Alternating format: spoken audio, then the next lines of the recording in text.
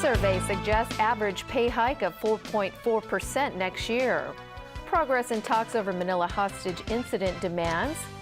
And Forbes ranks Putin the world's most powerful person.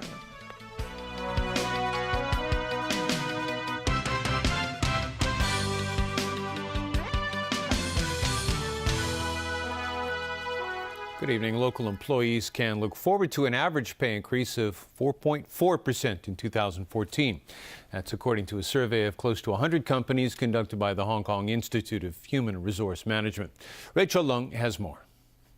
The Hong Kong Institute of Human Resource Management carried out the survey between January and September this year, covering 97 companies with a total of more than 150,000 employees. 46 companies reported that they have a guaranteed bonus policy, and their employees can expect an average bonus of 1.01 months of their base salary in 2014. Staff members of companies with a non-guaranteed bonus policy can look forward to bonuses averaging at 1.58 months of their base pay. Nearly 56% of the companies said they will announce pay hikes between January and April next year, while almost 44% have yet to confirm their budget adjustment. And 1.5% projected no pay adjustment at all. The average pay increase will be 4.4%. Those in the financial services sector will see the biggest increase of 7%, followed by a 5.8% rise in the construction sector and 5.5% in the manufacturing sector. For the construction industry, because of the infrastructure projects that were gradually launched in the last few years, there was actually a very high demand for people working in the construction industry. It is very difficult to attract people into the trade. So the salary adjustment in not only for this year but for the last year have been quite substantial, or above the market average. The survey also found that economic conditions have been relatively stable this year. There weren't any particularly advantageous or adverse factors in the labor market. Most companies have stuck to their pay adjustment plans. The average pay rise for the first 3 seasons of this year was also 4.4%. Meanwhile, the survey organizer did not say whether importing foreign workers would have any effect on the pay rise of future pay trends. Rachel Leung, TVB News. Lawmaker James To today met again with a visiting Manila City Councilor on demands put forward to Philippine authorities by survivors and families of victims of the Manila bus hostage tragedy. To said after the meeting that the two sides have narrowed their gap in their talks. Stephanie Choi reports. Lawmaker James To, representing the survivors and families of victims of the Manila hostage shooting, met with Manila City Councilor Benedito Ngang for nearly 2 hours today. To said afterwards that much of the time was spent clarifying media reports of details of their past meetings. The families were angry that news reports in the Philippines claimed that they no longer insist on an apology from Philippine President Benigno Aquino. Sometimes I would even describe the atmosphere in the room is very tense, almost up to a point that each side may walk away. But eventually, we put down the sentiment and continued the meeting, and well, in a sense, successfully finished the meeting with the gap narrowing. The conversation then moved on to the apology and compensation demands put forward by the families. Refusing to admit that the families are giving in, To said they'd come up with new ideas and were taking a different approach. That helped to narrow the gap between the two sides. The two parties will now go away and mull over the progress made so far and, if necessary, meet again. We agree that if there is any new decision, we will as soon as possible, inform the other side through the Hong Kong government. Benedito Ngang arrived in Hong Kong last Wednesday and had planned to stay here for a week, but he extended his visit and will return to the Philippines tonight. Stephanie Choi, TVB News. Building inspectors held a brief protest today, calling on the government to hire more workers. As Kirti Nandwani reports, they say a staff shortage is compromising the quality of inspections being carried out. Silence as a way to demonstrate their anger against the buildings department. Around 250 people gathered at a park near the department's headquarters in Mongkok. Organized by the Association of Government Technical and Survey Officers, the lunchtime gathering was a protest over a manpower shortage, which protesters say has made their workload hard to manage. So I have kids. Yeah, I need time to treat them, so I cannot overtime work anymore. If low overtime, it must be late in the performance. They also complained their workload increased when companies outsourced to perform work for the department did a poor job. They want the department to hire 500 more inspectors to reduce their work burden. If the staff shortage persists, the association worries this will pose a risk to the public. The only thing we can do is the most urgent work with priority we will do first.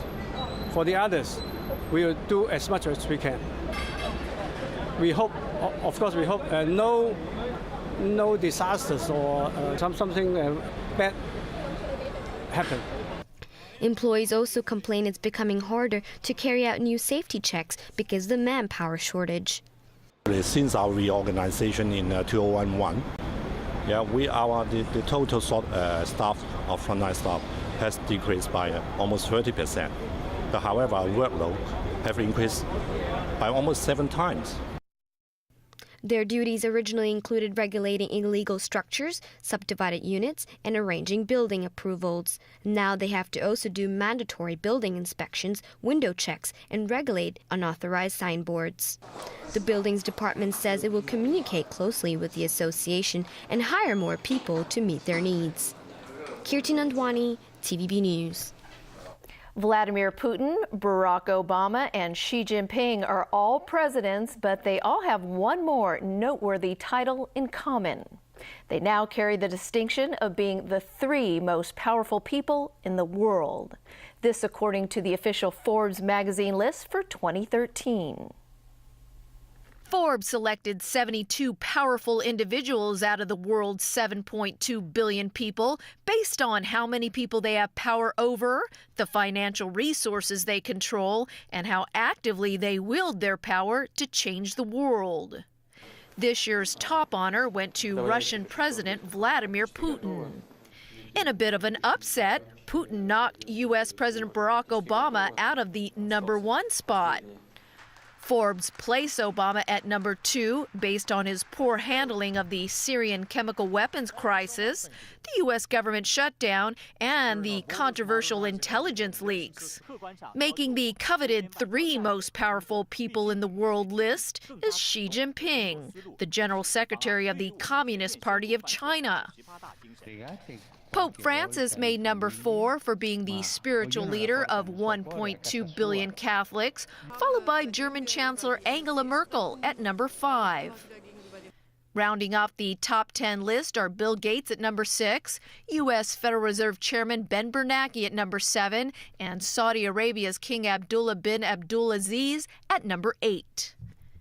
European Central Bank President Mario Draghi came in at #9, and #10 went to Walmart CEO Michael Duke. New politicians who made the cut include South Korean President Park Geun-hye, Japan's Prime Minister Shinzo Abe, and U.S. Federal Reserve Chairman nominee Janet Yellen. Of 26 billionaires on the list, 4 are from China, including Hong Kong tycoon Li Ka-shing at #30 on the list.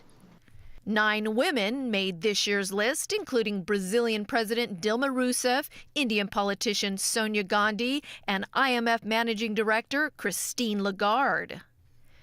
And the youngest of the most powerful people are Facebook CEO, 29-year-old Mark Zuckerberg, and North Korea's Supreme Leader, 30-year-old Kim Jong-un. In the United States, the head of the National Security Agency has angrily denied allegations that the spy agency secretly broke into the main communications links of Google and Yahoo. General Keith Alexander said the report was factually incorrect, and it would be illegal for the NSA to break into companies' databases. Alan Booknia reports. Citing documents leaked by former NSA contractor Edward Snowden, the Washington Post website reported the spy agency sends millions of records every day from the Google and Yahoo internal networks to data warehouses at NSA headquarters. NSA Director General Keith Alexander said that while the agency has worked with the internet companies in the past, it's only been under court orders. Those companies work with us. It is compelled, and these are specific requirements that come from a court order. This is not NSA breaking into any databases. It would be illegal for us to do that. The report comes at a time when a European Parliament delegation is in Washington urging the United States to stop spying on European countries and their leaders. The image damage for the United States is so high that something has to be done on that. And I hope that it will be successful, because we need messages to our people that without any purpose it cannot be espionage on Merkel or on citizens. It's not just leaders, it's citizens too. The United Nations says it's received assurances from Washington that its communications networks will not be monitored. Meanwhile, an Italian newspaper reported that the NSA spying went as far as eavesdropping on phone calls in the Vatican. A Vatican spokesman said they weren't aware of anything on the issue and were not concerned. Pilgrims in St. Peter's Square for the Pope's weekly audience said they weren't surprised. Alan Booknia, TVB News. Police in Australia destroyed a haul of explosive chemicals yesterday that they found in Western Australia. The bomb squad conducted controlled explosions. Reports say the chemicals were believed to be acetone peroxide. That's the same substance used by Richard Reed, the so-called shoe bomber, who tried to blow up a transatlantic flight in 2001. Police were tipped off by someone who found a bag in a lagoon on Tuesday.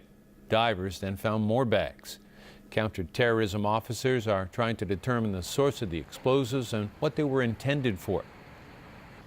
In Egypt, Muslim Brotherhood supporters stormed the administrative building of a Cairo university following the arrest of one of the group's key figures. 59-year-old Assam El-Arian is the deputy leader of the Brotherhood's political arm. Following his arrest, protesters descended on the offices of Al-Azhar Islamic University, smashing windows and equipment. The university has a strong Brotherhood base and has been the scene of near daily protests since the July military coup of President Mohamed Morsi, a Brotherhood member. The group's deputy leader has been on the run since Morsi's ouster, accused of inciting Brotherhood followers to break up anti-Morsi protests late last year. He will be one of the defendants at Morsi's trial due to begin November 4th. Morsi is facing charges of inciting to murder. And still ahead in our newscast, a look at a lift installation at 2 West Island Line MTR stations. Little boy steals the show at Pope's sermon. And the Boston Red Sox wins the World Series.